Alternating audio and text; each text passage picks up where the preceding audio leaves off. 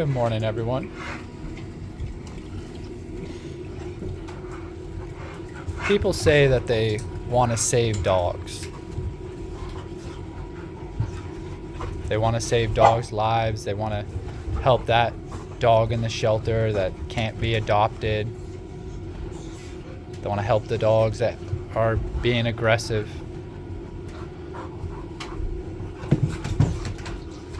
But it's interesting because we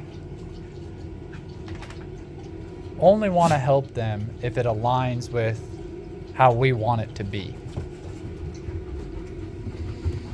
And if it doesn't align with what we want it to be and when I say we want it to be, if it doesn't align with the approach we want to take, then we say, hey, we got to kill them. And there's a trendy thing going on right now in the dog world where it's this positive only side of the equation. And it's interesting because these people that say that having an aversive, having consequences in our lives and the dog's lives is negative. They say it shouldn't be done. It creates harm. And they'll say where you don't want to just be effective, you also want to see what's the most long-lasting results with the least amount of harm. And so when the approach they take doesn't work, what do they say? They say, you need to euthanize this dog. But if you've listened to me, you know what I think about euthanasia. It is not euthanizing a dog. It is killing them, executing them. They aren't behaving the way that you like, so you execute them. You kill them, which is the ultimate consequence. And it's pretty harmful to the living being here because you ended their life. And you chose to end their life because this dog wasn't doing what you want them to do. But why was the dog doing all these things to begin with? We look at aggression like it's this disease, this disorder. No, it's communication. It's a way of handling and dealing with life. That's what it's there for. And so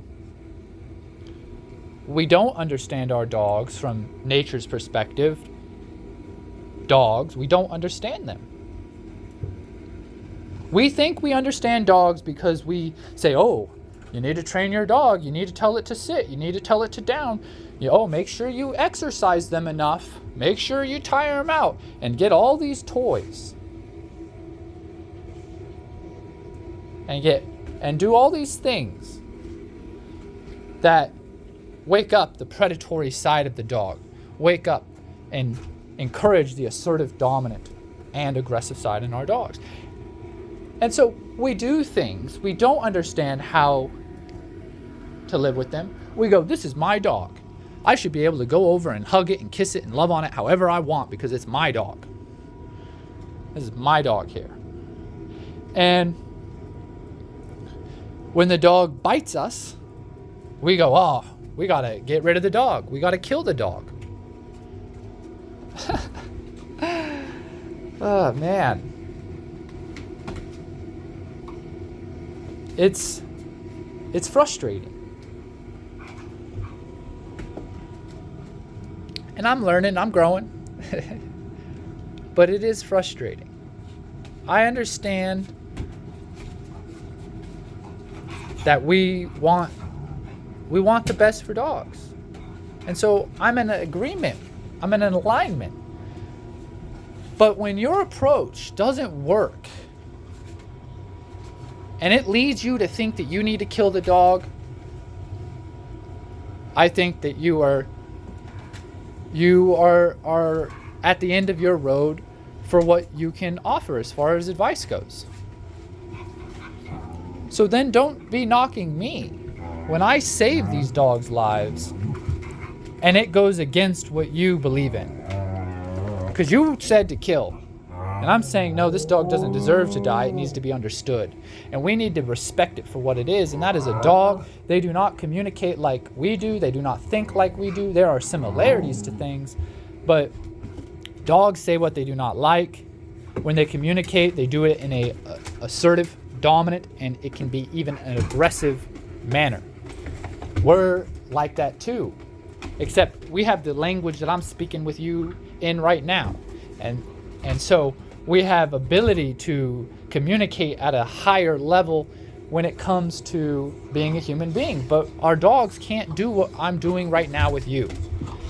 They understand body language, action, how you show up in the world, how you make them feel, what you do. That is how a dog looks at things. This is what they understand. And so I step into their world, and I step into their world so they can understand me and I can understand them. And so then I create this medium where it's like just right, where they're in the human world and we're in the dog world.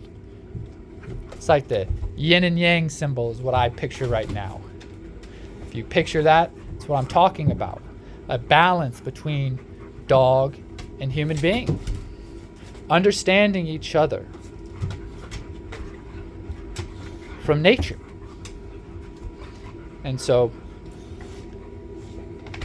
we gotta get serious. If we want to save dogs' lives, we need to be serious about it. We need to be realists. We need to look at this thing for what it really is, and we need to understand why are they doing what they're doing. How do dogs think? How do they communicate? How do they process information? How do we then communicate in a way that they understand us? And it's not through sit, down, heel, place, stay, etc. That is not how you communicate with a dog in a way that they understand.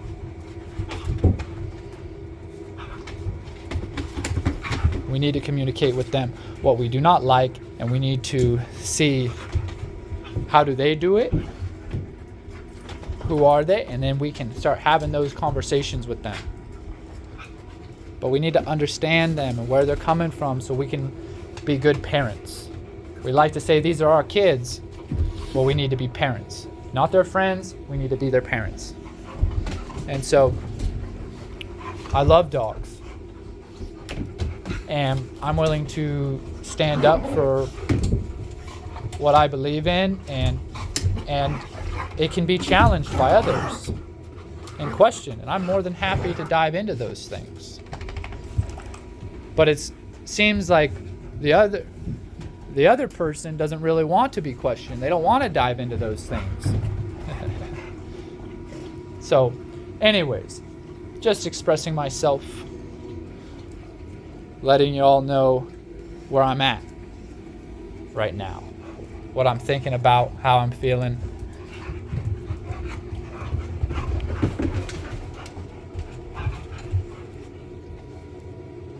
See, do you want a dog acting like this towards people? Biting them, jumping on them, doing all that? No, you do not. You don't want them doing that to your grandkids, your grandparents,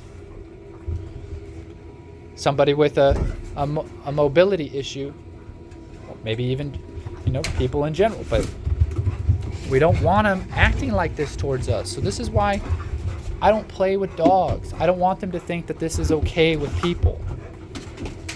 And that is what you teach them when you play with them, that it's okay.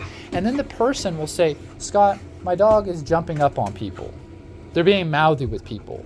We're trying to teach him not to jump up on people. Oh, really? What are you doing?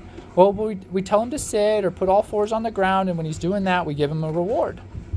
And I go, well, how's that working? Well, I think he's getting better.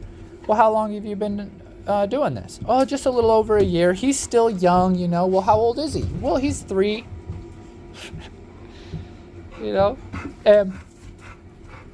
And I'm looking at their way they live with this dog. They're roughhousing, playing chase, tug of war. And then they're wondering why he's being assertive with people, why he's doing all that. And then they might even be biting people too. And so we have to look at what are we doing in this relationship? And then we go, but Scott, I got the dog so I can play. I get that you got the dog to do whatever you want. And you got the dog because of how you feel and how you want the dog to make you feel and what you envision it to be like. And I'm letting you know what's happening in real time. You go, I have this problem and I can't seem to solve it. And then I come to give you the answers. Now you want to argue with those answers, which is fine because your belief is being questioned, it's being challenged. So we get into it. We get into your belief and all this. And I say, hey, well, you continue down your path, do what you feel like needs to be done. And if you ever get serious about wanting to deal with this thing and get it to where you claim you'd like it, then we can. And so we have to understand our dogs for what they really are. We got to get rid of the illusion, get rid of that fog. And we have to see it for what it really is. And some of those things might be hard to accept. But when you can align with nature, you can align with the truth, then you reap the benefits.